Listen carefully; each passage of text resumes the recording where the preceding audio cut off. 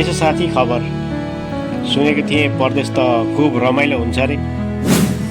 के रमाइलो हुनु साथी, रमाइलो भनेको फोटो मात्र हो साथी, देख्दा मात्र।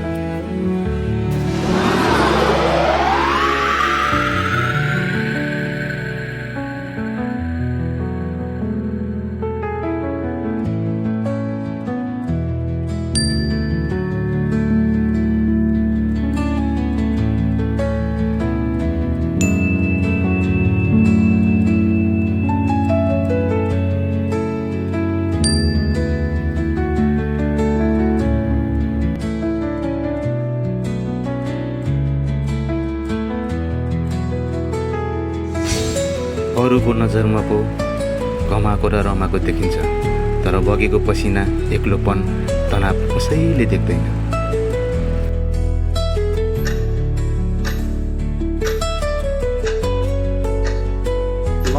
अब सबै ठिकै छ होइन, टेन्सन गर्नु छ। अब 2-4 दिनमा म पैसा पठाउँछु नि है, टेन्सन नगर। ल हुन्छ बुढा, आफ्नो पनि केयर गर्नु, राम्रोसँग टाइममा खाने सुत्ने गर्नु।